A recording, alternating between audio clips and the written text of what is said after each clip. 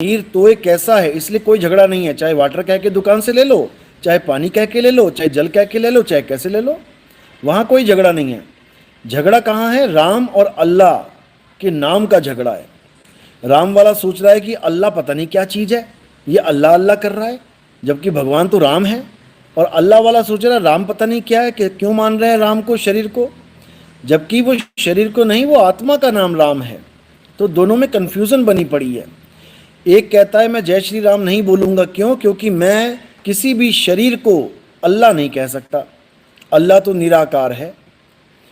और राम वाला सोच रहा है जो दिखाई नहीं देता मैं उसको, उसकी जय बोलूँ तो बोलूँ कैसे? जिसको कभी देखा नहीं उसकी जय क्यों बोलूँ? दुविधा ये है। निराकार और साकार ही दुविधा है। निराकार और साकार, इन दोनों को जिस दिन आपने समझ लिया तो आपकी सारी दुविधा खत्म हो जाएगी। निराकार मानो पानी और साकार मानो बर्फ।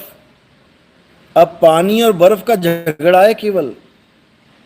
निराकार का कोई आकार नहीं है, पानी का कोई आकार नहीं है, जिस बर्तन में डालोगे वैसा हो जाएगा।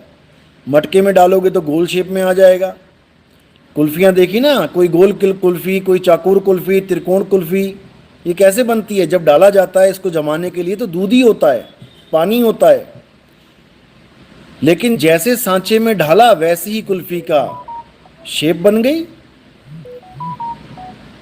इसी प्रकार ये जितने भी शरीर दिखाई दे रहे हैं तुम्हें, राम जी, कृष्ण जी, हनुमान जी, शेरा वाली माता, भैरवनाथ, जो भी दिख रहे हैं, ये सब कुल्फियाँ जमी हुई हैं, बर्फ़ है ये।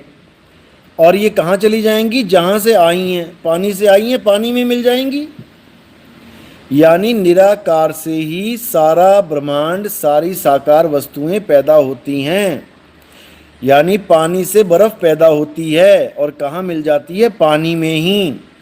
अब अज्ञानी जीव पानी और बर्फ़ के नाम पे लड़ते हैं कि पानी सत्य है कि बर्फ़ सत्य है, पानी सत्य है कि बर्फ़ सत्य है। कि असल में असलियत ये है कि ना पानी सत्य है ना बर्फ़ सत्य है। दोनों सत्य नहीं है, क्योंकि दोनों ही बनते और बिगड़ते हैं। जो लोग ये सोच रहे हैं कि साकार तो बिगड़ जाता है, अरे मेरे भाई, निराकार भी बिगड़ता है, तभी तो साकार उत्पन्न हो रहा है। निराकार से भी तो वो निकल रहा है ना। यानी निराकार भी एक रस कहाँ रहा, वो भी तो बदल रहा है। निराकार ही साकार का रूप धारण करके आ रहा है। बर्फ पानी बन रहा है तो पानी ही तो बर्फ बन रही है। ये क्यों नहीं समझ में आ रहा तुम्हें? जितने भी निराकार को मानते हैं, निराकार को मानने वाले ये भी मानते हैं कि सारी सृष्टि में जो साकार सृष्टि है ये निराकार से ही उत्पन्न होती है और निराकार में मिल जाएगी। तो मेरे भाई, जब निराकार में मिल रही है और निराकार से निकल रही है तो फिर निराकार एक रस कहाँ रहा? फिर वो भी बदल रहा है। पानी बदल रहा है बर्फ में, बर्फ बदल रहा है पानी में, दोनों में बदलाव है। और जहां बदलाव है वहां असत्य है। गीता क्या बोल रही है? हे अर्जुन, दो प्रकार के तत्व हैं संसार में, एक असत्य तत्व और एक सत्य तत्व। असत्य वो है जो बदल जाता है, जो आज छोटा सा बच्चा है, कल को जवान हो गया, परसों को बूढ़ा हो गया, उसके बाद नामो निशान मिट गया। तो शरीर बदल रहा है, इसलिए असत्य है। अब संसार बदल रहा है, इसलिए असत्य है। देखो तुम, आज तुम्हें कैसा दिखेगा दिन, कल को कैसा दिखेगा। आज देखो दुकानें कैसी दिखेंगी, कल को कैसी दिखेंगी। आज मौसम देखो कैसा है, कल को कैसा है। सुबह सूरज देखो कैसा है, दोपहर में देखो कैसा है, शाम को देखो कैसा है। बदल रहा है, हर चीज़ बदल रही है। ये माया का संसार है। ये संसार को मायावी संसार बोला गया है और इस संसार से निकालने के लिए ही संत महात्मा इस दुनिया में आते हैं।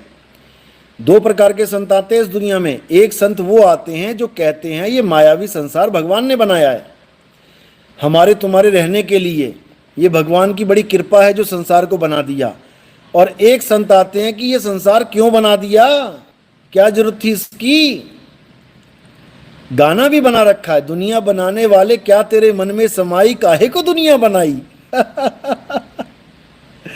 गाना भी गा रहे हैं कि क्यों बना दी ये दुनिया, बनानी थी तो अच्छी बनाता, जिसमें दुख ना हो, कलेश ना हो, मौत ना हो। एक बार जो पैदा हो गया मरना नहीं चाहिए। भगवान तो कुछ भी कर सकता है भाई। मरने के बाद जो तुम हमें सपने दिखा रहे हो स्वर्ग स्वर्ग, इस दुनिया को ही स्वर्ग बना दो ना, क्यों नहीं बनाते। इस दुनिया में दुनिया भर के भूचाल आ रहा है, सुनामी आ रही है, बिजलियां गिर रही हैं, लोग मर रहे हैं, तत्व भी ऐसे बनाए हैं जो तत्व प्राण के लिए घातक हैं। आग बना दी तो आग में जल के देखो जरा, पानी बना दिया पानी में डूब के देखो जरा, हवा बना दी, हवा तूफान आते हैं उड़ के देखो जरा, एक बार पता लगे। धरती बना दी, धरती के नीचे कभी भूकंप में गिर के देखो जरा, पता लगे तुम्हें। तत्व भी ऐसे बनाए हैं जो हमारी हमारी जान के दुश्मन है। ऐसा कैसा भगवान है जो अपने बच्चों के लिए इतना खतरनाक दुनिया बना के बैठा हुआ है। पल पल, एक पल भी भरोसा नहीं है मौत का। अपने परिवार को छोड़ के बंदा नौकरी करने जा रहा है, शाम को घर वालों को कुछ खाने के लिए आएगा, रास्ते में एक्सीडेंट हो जा रहा था उसका, ट्रेन से कट के मर रहे हैं, हवाई जहाज क्रैश हो रहे हैं। ये भगवान कर क्यों नहीं रहा कुछ। अगर नहीं संभाला जा रहा भैया तो बंद कर देना ये सिस्टम, ये दुनिया खत्म कर दे अपनी, सबको ले जा स्वर्ग में नरक में जहां भी ले जाना है। ये बेवकूफ बनाया जा रहा है हमें, ये किसी भगवान ने नहीं बनाई ये सृष्टि। भगवान कभी ऐसी गंदी सृष्टि बना ही नहीं सकते जहां पल का भरोसा नहीं है मौत का। तुम अपने लिए घर बनाते हो, अपने बच्चों के लिए घर बनाते हो, हर चीज ब्रांडेड लेके आते हो, बिजली की तारें लेते हो ISI मार्क का, करंट ना लग जाए मेरे बच्चे को, हैं। और भगवान ने तुम्हें जंगल में छोड़ दिया, मकान भी नहीं दिए बना के, मकान भी इंसान ने बनाए अपने लिए। जंगल में जैसे क्या बताऊं मैं, काला पानी के लिए सजा देते हैं ना, छोड़ दिया जंगल में, घूमता रहा यहीं पे। जंगली जानवरों के बीच में पैदा कर दिया हमें, पक्के मकान तक नहीं दिए सीमेंट के कि जंगल में कहां रहेगा, क्या सोएगा। इधर सोया नहीं, उधर शेर ने हमला किया नहीं। देखो जरा इतिहास, पता लगे तुम्हें आदि मानव कैसे जीते थे। और आज के युग में भी देख सकते हो, अफ्रीका के जंगल में देख लो, अभी भी नंगे घूम रहे हैं बेचारे, अभी भी शेरों से लड़ रहे हैं। अभी तक उनको पक्के मकान नहीं मिले हैं अफ्रीका के जो कबीले वाले हैं। देखो यूट्यूब पे सर्च मार के देखो जरा। ऐसा कैसा भगवान है भाई। खुद तो रहता है बैकुंठ लोक में, बढ़िया एकदम सोने का महल, सब कुछ बढ़िया, और हमें भेज दिया मृत्यु लोक में, हैं। इसके बच्चे हैं कि दुश्मन हैं। उसके बाद ये भी नहीं कि इस दुनिया में जब भेजा ही है तो ऐसी सेफ दुनिया बना दे कि हमें कुछ दिक्कत ना आए। तुम अपने बच्चों के लिए छोटे से छोटा भी काम करते हो तो 100 बार सोचते हो मेरे बच्चे को दिक्कत ना आए। ऐसा कैसा भगवान है जिसको हमारी दिक्कत की कोई परवाह ही नहीं है। उसके बाद पाप पुण्य की बेड़ी लगा रखी है, ये करेगा तो यहां डाल दूंगा, वो करेगा तो वहां डाल दूंगा, हैं। ये पाप करेगा तो उल्टा लटकाऊंगा, सुए चुभाऊंगा, भाले घुसा दूंगा पेट में। बता, अरे मेरे बाप का सामान है, मैं जो मर्जी यूज करूं। मेरी बाप की दुनिया है तो इस दुनिया में जो कुछ भी है वो उसके बच्चे के लिए है। तुम्हारे घर में जो कुछ भी है तुम्हारा बच्चा उसको बिना सोचे समझे यूज कर सकता है। तुम उसके पेट में भाला नहीं घोंप दोगे। और अगर तुम्हें इतनी दिक्कत है तो भैया जितना भी पाप वाला सामग्री है वो हो ही ना, ये बंदूकें, ये गोलियां, ये बारूद हो ही ना। कौन किसका कत्ल करेगा। तुम क्या कुछ नहीं कर सकते हो। तुम ऐसी टेक्नोलॉजी ही ना बनने दो जिससे बंदूकें बनी आज, जिससे तोपें बन गई, जिससे परमाणु बम बन गए, मानवता को खतरा हो गया। तुम क्या कर रहे हो देख के। उधर बम फोड़ा जा रहा है, उधर भगवान को कोई फर्क ही नहीं पड़ रहा, और मारो और मारो। मेरे बच्चे थोड़ी नहीं है, पड़ोसियों के हैं। जैसे अपना बच्चा मर जाता है तो कष्ट होता है, पड़ोसी का बच्चा मर जाए ना तो कष्ट नहीं होता, आराम से खाना खाते हो, कोई टेंशन नहीं है। अपना बच्चा मर गया 10 दिन तुम्हारे रोटी नहीं जाएगी गले से नीचे। तो मेरे भाई ये दुनिया कोई भगवान की दुनिया नहीं है। कि तुम बड़े खुश हो कि भगवान ने दुनिया बनाई। अरे 3 लोक एक जेल है, पाप पुण्य 2 जाल, और सारा जग भोजन बना, खाने वाला काल। ये माया जाल इस काल का है, और इस काल से बचाने के लिए ही संत आते हैं दुनिया में। समझे? बचना चाहो काल जाल से, चीनो शब्द हमारा, और कहें कबीर अमर कर राखूं, जो निज होए हमारा। जो इस माया जाल से निकलना चाहता है, जो इस संसार से निकलना चाहता है, वो तरीका समझ ले कैसे निकलना है, क्योंकि अंत समय उसका भी आएगा, मौत उसको भी होगी। और जिसको पता है कि मृत्यु के वक्त क्या करना है, वो इस संसार से निकल जाएगा। और जिसको पता ही नहीं है करूं क्या, वो रोएगा, चीखेगा, चिल्लाएगा, डॉक्टर साहब मुझे बचा लो, पापा मुझे बचा लो, मैं मरना नहीं चाहता। और मरना पड़ेगा, मरना पड़ेगा मेरे भाई। और जिनके सहारे तुम बैठे हो कि हम ये कर ले मुक्ति हो जाएगी, वो कर ले मुक्ति हो जाएगी, अरे भैया किसी की मुक्ति ना हुई है ना होगी। मैं गीता पढ़ लूँ मेरी मुक्ति हो जाएगी, गीता पढ़ने से मुक्ति हो जाएगी? तो गीता में ये बोला है कि मैंने ये ज्ञान बहुत पहले सूर्य को दिया था, सूर्य मुक्त हो जाना चाहिए था, आज भी यही टिमटिमा रहा है। अरे सूर्य की ही मुक्ति हो जाती जब गीता का ज्ञान मिल गया सूर्य को, स्वयं भगवान ने उसको अपने श्री मुख से ज्ञान दिया है, तो आज भी मृत्यु लोक में क्या कर रहा है वो? उसको तो गायब हो जाना चाहिए था 3 लोक में से, ढूंढने से भी नहीं मिलना चाहिए था सूर्य, क्योंकि उसको गीता का ज्ञान भगवान ने अपने श्री मुख से दिया, लेकिन आज भी यही धक्के खा रहा है। समझो,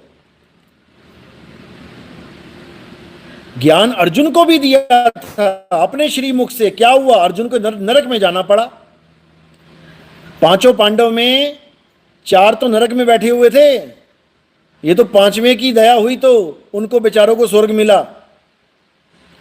सुदामा कृष्ण जी का भगत था, सुदामा के चरण धोके कृष्ण जी ने पिए, सुदामा सबसे परम मित्र था, वो राक्षस बन गया। चंद्रचूड़ राक्षस सुदामा का ही अगला जन्म था। तुम सोच रहे हो भगवान कृष्ण की पूजा करके मंदिर जाके तुम्हारी मुक्ति हो जाएगी, राक्षस बन जाओगे? जब सुदामा जैसा नहीं बचा, जिसके चरण धोके 3 लोक के नाथ पान कर रहे हैं, पी रहे हैं, वो ना बचा, तुम क्या बचोगे? तुम किस खेत की मूली हो? कमाल कर दी। और एक बाबा क्या कह रहा है, हमारी राधा रानी कभी किसी को कष्ट नहीं देती, हमारी राधा रानी के हाथ में कभी कोई शस्त्र नहीं देखोगे। अरे मुंह में जुबान तो है, ये जुबान शस्त्रों का भी बाप है। सुदामा को श्राप राधा रानी ने ही दिया था, उसकी वजह से वो राक्षस बन गया। इससे अच्छा तो कोई तीर वीर मार देती, राक्षस तो ना बनता। लेकिन जुबान ऐसा शस्त्र है मेरे भाई, हालत खराब कर देता है। भगवान विष्णु को नारद ने इसी जुबान से श्राप दिया था, 14 साल धक्के खाने पड़ गए जंगल में राम बन के। समझे कि तुमने इतना आसान समझ लिया है कि राम राम करो, श्याम श्याम करो और बस तुम्हें मिल जाएगा बैकुंठ। धक्के मिलेंगे, धक्के। समझ जाओ, अभी समझा रहा हूं। सनातन को जानो, सत्य सनातन को जानो, सनातन धर्म को पहचानो। और जिस दिन तुमने सनातन को जान लिया, तुम पक्के सनातनी हो जाओगे। और नितिन दास पक्का सनातनी है, कोई हिला नहीं सकता हमें। आज सारे हिंदू मुसलमान बनी जा रहे हैं, कहां है तुम्हारे धर्म में ताकत? क्यों जा रहे हैं वहां पे? उनके धर्म में ऐसा क्या है जो खींचे चले जा रहे हैं? केरल में 50% मुसलमान हो गए हैं, पंजाब में ईसाई बढ़ते ही जा रहे हैं, बढ़ते खतरा हो गया पंजाब को ईसाइयों से कि ये किसी दिन पूरा पंजाब ईसाई ना हो जाए। तो तुम्हारे अपने धर्म में ताकत नहीं है, तभी तो दूसरा पटकी मार रहा है तुम्हें। ऐसा क्यों हो रहा है? क्योंकि तुम्हें अपने धर्म के बारे में पता ही नहीं है, तुम्हें सत्य सनातन के बारे में पता ही नहीं है। जिस दिन तुम्हें सत्य सनातन के बारे में पता लग गया ना, कोई माई का लाल नहीं है जो तुम्हें बदल दे, कि तुम्हें हिंदू से मुसलमान कर दे या तुम्हें हिंदू से ईसाई कर दे, क्योंकि तुम कुछ जानते ही नहीं हो। नितिन दास तुम्हें बताने ही आया है, लेकिन तुम्हें लगता है कड़वा। बेटा, जब कोई बीमार हो जाता है ना, तो डॉक्टर कड़वी दवाई ही देता है। वो तुम्हारी बीमारी ठीक करने के लिए होती है, ना कि तुम्हारे मुंह का टेस्ट खराब करने के लिए, कि नहीं जी ये तो बड़ा कड़वा बोलता है। सत्य बोलता है, सत्य, और सत्य कड़वा होता है। उसको कड़वा लगता है जो असत्य रूपी मीठे का आदी हो गया हो। जिसको झूठ अच्छा लगता है, मीठा अच्छा लगता है, भले झूठ हो। समझे?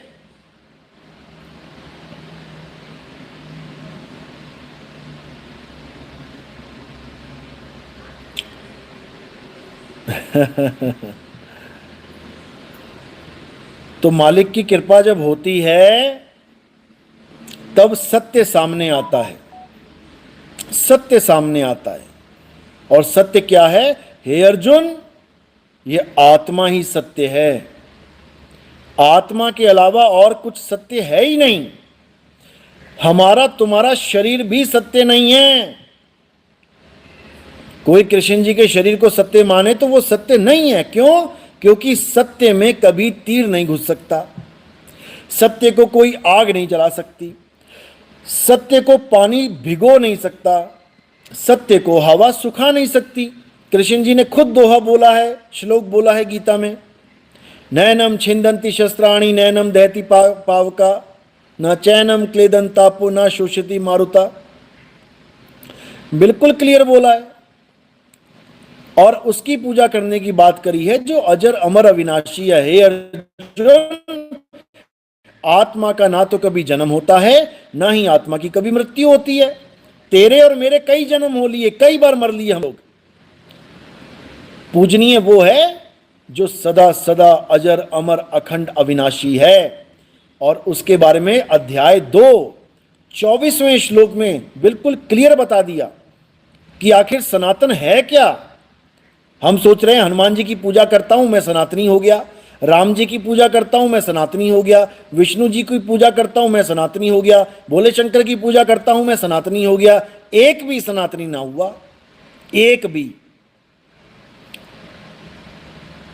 भी सनातनी नहीं है। जो राधे राधे जपे सनातनी नहीं है। जो राम राम जपे सनातनी नहीं है। जो हरे कृष्णा ओम नमः शिवाय ओम नमः शिवाय कोई भी देवी देवताओं का नाम जपे वो सनातनी नहीं है। नहीं है। सनातनी कौन है? अध्याय 2 24वां श्लोक पढ़ो। क्या कह रहे हैं कृष्ण जी? हे अर्जुन, ये आत्मा अछेद्य है, अशोष्य है। इसमें कोई छेद नहीं कर सकता। इसको कोई आग नहीं लगा सकता। इसको कोई सुखा नहीं सकता। ये आत्मा नित्य है, सर्वव्यापी है। ये आत्मा अचल है। अचल जो कभी चलता नहीं है। अचल यानी स्थिर है। ये आत्मा अचल है, स्थिर रहने वाला है। ये आत्मा पुरातन है। ये आत्मा ही सत्य सनातन है। समझे? ये डेफिनेशन है आत्मा की। ये डेफिनेशन है सनातन की। कौन उसकी पूजा कर रहा है जो अचल है? सब चलने वालों की पूजा कर रहे हैं। भोले शंकर चलते हैं, राम जी चलते हैं, हनुमान जी चलते हैं, एक जगह से दूसरी जगह पे जाते हैं। सब चलने वाली चीज की पूजा कर रहे हैं। सब चलने वाले आदमियों की पूजा कर रहे हैं। सब चलने वाले भगवानों की पूजा कर रहे हैं। लेकिन सनातनी एक भी नहीं है। सनातनी कौन है?